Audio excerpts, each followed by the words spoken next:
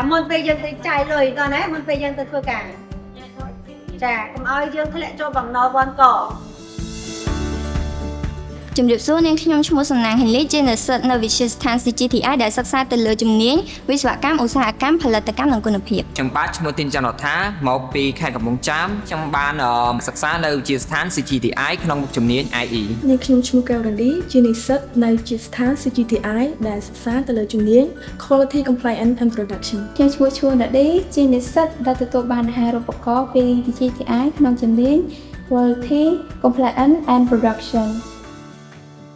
ចំពោះថ្ងៃនេះផ្ទាល់ខ្ញុំបានសិក្សាទៅលើវគ្គបណ្ដុះបណ្ដាលផ្នែកហិរញ្ញវត្ថុខ្ញុំបានទទួលដឹងចំណេះដឹងជាច្រើនទៅលើការគ្រប់គ្រងហិរញ្ញវត្ថុការរៀបចំផែនការក្នុងការសន្សំប្រាក់ការកំណត់គោលដៅរយៈពេលខ្លីនិងរយៈពេលវែងការវិតម្លៃទៅលើគោលដៅរបស់ខ្លួនការកំណត់ទៅលើការចង់ទិញរបស់ដែលចាំបាច់និងមិនចាំបាច់និងការកំណត់ទៅលើភាពចំណងរបស់ខ្លួន បន្ទាប់ពីខ្ញុំបានបញ្ចប់វគ្គសិក្សានេះហើយខ្ញុំអាចយល់ដឹងអំពី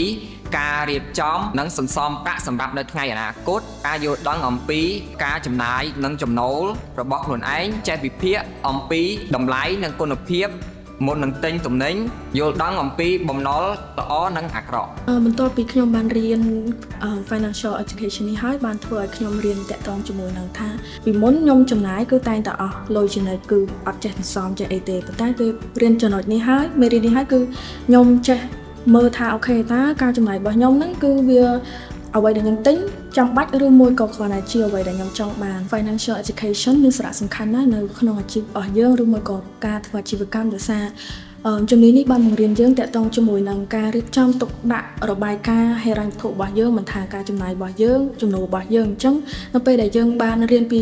Financial Education នេះគឺធ្វើឲ្យយើងដឹងថាអូខេតើយើងគួរតែប្រើថវិការបស់យើងទៅលើអីខ្លះហើយយើងគួរតែរក្សាទុកដើម្បីយើងអាចសម្រេចគោលដៅដែលយើងបានរៀបចំទុកហើយ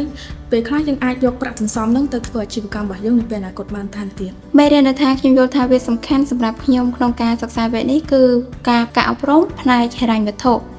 ពីមុនខ្ញុំជាមនុស្សដែលចូលចិត្តចាយវាយទៅលើអ្វីៗតាមចំណង់ចំណូលចិត្តរបស់ខ្ញុំប៉ុន្តែបន្ទាប់ពីខ្ញុំបានសិក្សាវគ្គនេះរួចមកហើយខ្ញុំជាមនុស្សដែលចេះគិតគូរជាងមុនទៅលើការចាយវាយជាពិសេសខ្ញុំយល់ថាវាមានសារៈសំខាន់ក្នុងការសន្សំលុយផងដែរ សម្រាប់ខ្ញុំចង់លើកទឹកចិត្តឲ្យអ្នកដែលគាត់មានចំណាប់អារម្មណ៍ចង់ទៅរៀនផ្នែក Financial Education នេះខ្លាំងដោយសារអីវាបង្រៀនឲ្យបង្ហាញពីគន្លឹះសំខាន់ថាតើយើងអាចធ្វើអ្វីខ្លះដើម្បីយើងអាចរក្សាលុយរបស់យើងបានតើយើងអាចប្រើលុយរបស់យើងដោយមានប្រសិទ្ធភាពដោយរបៀបណាហើយយើងអាច